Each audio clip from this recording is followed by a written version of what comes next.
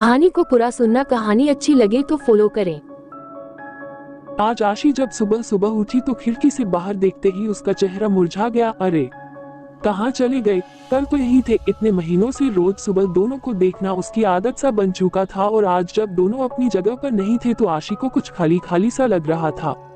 सुबह सुबह बस वो दोनों सामने दिख जाते तो आशी का रोम रोम पुलकित हो उठता था। सुवासित हो उठती थी उसकी सांसें। मन एक अद्भुत खुशी महसूस करने लगता और सबसे खास बात इन सबका सकारात्मक प्रभाव पड़ता उसके मन मस्तिष्क पर और कलम खुद ब खुद कोई गीत लिखने लगती। पता नहीं क्या जादू था उन नरगिसी फूलों में, बस देखते ही मन मचल उठता। शायद असीम का असीम प्यार भरा था उनमें। आखिर उसी ने तो आशी के जन्मदिन पर यह गमला उसे उपहार में दिया था और फिर दोनों ने मिलकर उसमें नरगिसी फूलों का ये पौधा लगाया था।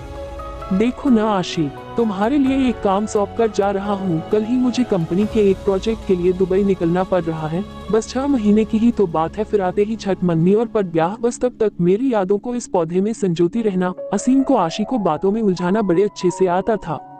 असीम बेशक चला गया था, लेकिन आशी हर रोज बड़े अरमानों से उस पौधे को सींचती रही। आशी की खुशी का उस वक्त ठिकाना नहीं था जब वह एक रोज सुबह उठी और उसने पौधे पर 2 फूल खिले हुए देखे, पीले रंग के।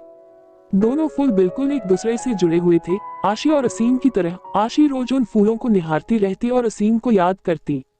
आशी की रोज असीम से फोन पर बात होती थी। भला 2 साल से चल रहा प्रेम दूरियों से कैसे कम हो सकता था? इसी प्रेम की शक्ति ने तो उसे क्या से क्या बना दिया था। कभी किसी को चिट्ठी पत्री में 2 अक्षर न लिखने वाली आशी की कला आज अनवरत चलने लगी थी। अपने जज्बातों की स्याही में भिगोकर क्या क्या न लिख डाला था उसने। तेरे एहसास में खुद को ऐसे फना कर दिया हमने, जिंदगी बाकी न बची, न तेरे साथ और न तेरे बाद। पता नहीं कैसे एहसास थे जो दिल से निकलकर पन्नों पर बिखरते रहते थे। जब भी मन होता आशी उन नरगिस के फूलों को निहारते हुए खिड़की के पास कागज कलम लेकर बैठ जाती। माँ जब डांटना शुरू कर देती तब सुध पड़ती कि कुछ खाना भी है और घर का कामकाज भी देखना है।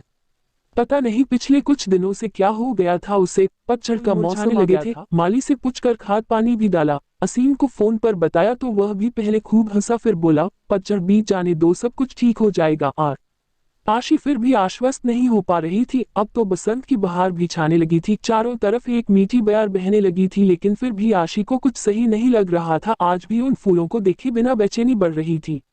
आशी कागज कलम फेंककर बाहर आ गई थी और गमले के आसपास ही चहलकदमी करने लगी। कुछ समझ नहीं आ रहा था कि क्या हो रहा है। इसी सोच में उसे ये भी ध्यान नहीं रहा कि काफी देर से बाहर की घंटी बज रही है।